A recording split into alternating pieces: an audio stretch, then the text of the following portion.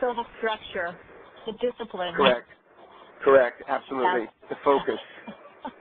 Yes. Now, you've just done so much with your life, and I mean, I just read over the information that I have here, and you're just a yes person.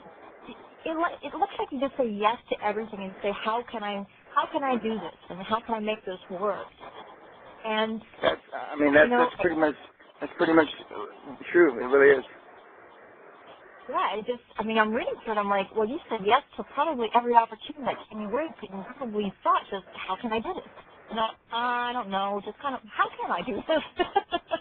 And just kind of went for it. And as there's such a large range of things that you've done, too, in different sectors. And, I know service is such a big thing for you because of these gatherings that you do at the castle.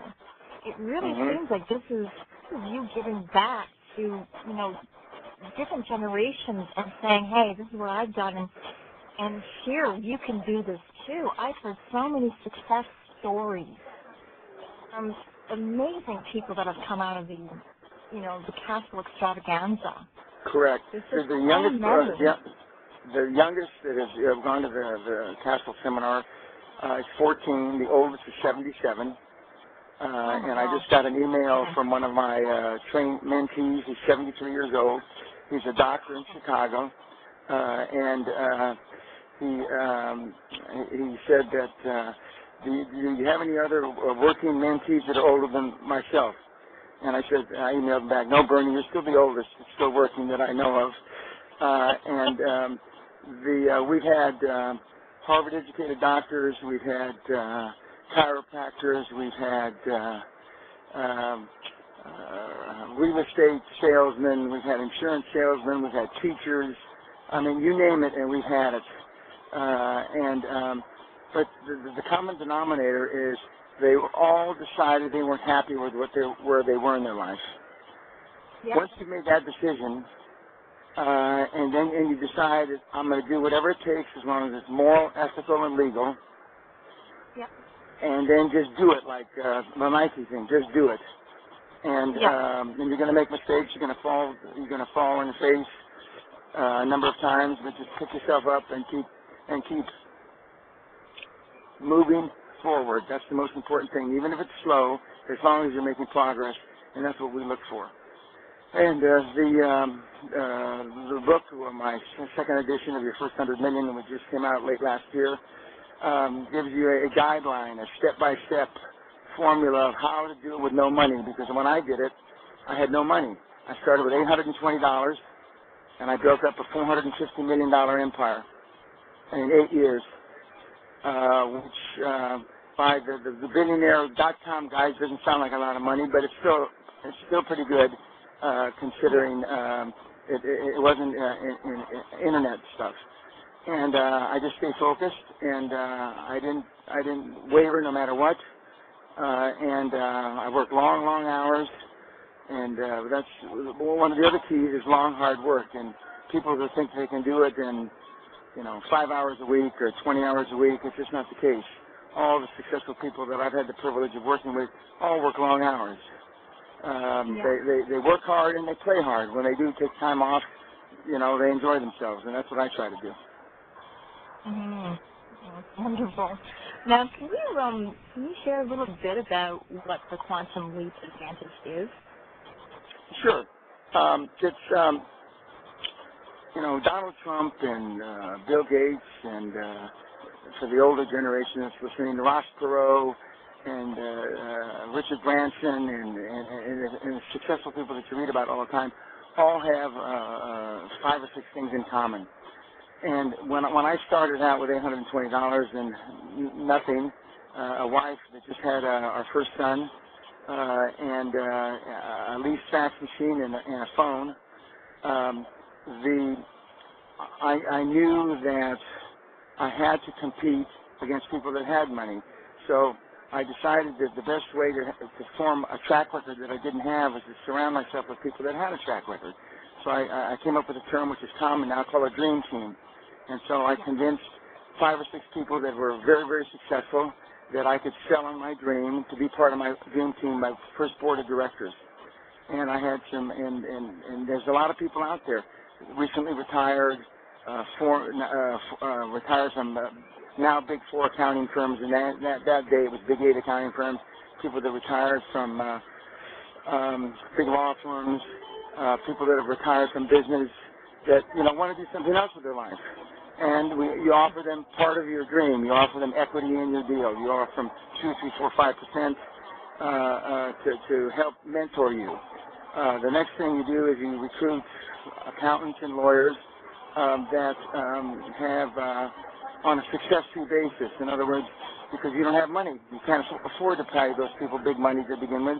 So you convince them, again, because you're passionate, because you look good, you come dressed in a suit, you come dressed not with a backpack on your back, and you convince them, and they will say, okay, we'll wait till you do your first deal, and then you can pay us our fees.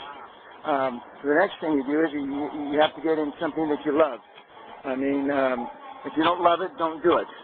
And everybody's got a passion. Some people want to make widgets. Some people, I like to use the example, Eli Callaway of Callaway Golf, who's dead now, but he loved golf. So he started a golf company. And and he named it after himself. And he said that, I'd rather play golf. He was an old guy, so I'd rather play golf than have sex. So he started a golf company. It's one of the most successful golf club companies in the world now, Callaway. And so you find something that you want to, spend the rest of your life doing. And then you go out and you find a niche and you fill it. If you can't be first, you want to be different. And you find a niche market in something. And you build and you work hard and slowly in the beginning, and then it becomes geometrically successful. And then you want to exit, you want to sell. And so the program is in 3 to 5 years. Normally it winds up being 5 to 7 years. You have an opportunity to sell your dream or take it public. And you do it again. For the young people that are in the audience listening, they can do it 3 or 4 or 5 times in a career. For the older people, you can maybe do it once or twice. I've been privileged. I've done it 5 or 6 times, and I'm working on a new one now here in China, which actually starts on April the 1st. But I've done it in Europe. I've done it in South America. I've done it in the Middle East. I've done it in Canada. I've done it in the United States. I've done it in Russia, old Russia, now whatever the new country, various states are. But it gives you a template, it gives you a guideline of what to follow, what to do, and how to do it, step by step. It even gives you the letters and now the emails that you use to send out to the people to help sell your dream to them. It gives you notes, crib notes, to what to do on the conversations. And now, because of the Internet, people can contact literally hundreds of people, in the time that it used to take me, to contact 4 or 5, because I got on a plane, I flew to Chicago, or I got on a bus and I went to Phoenix, but it's a shortcut. It's a shortcut template, a synopsis of what it takes to be successful in the 21st century. That's great. I know I had read one of the volumes, just one of the chapters in the book, and it's just, you're just so passionate, and it just oozes from your writing, from your, from when you're teaching, and it's just so wonderful to see that. Thank you. It feels so, yeah, I see that it's so gratifying for you to do what you do. And, when you're saying that you've done this 5 or 7 times and now you're doing another one, it just seems like it really is such it's growth. It's like seeing a newborn child, and then you're growing. It's growing up, and then when you're finished, it's like, okay, now you can go to university. Now you're free.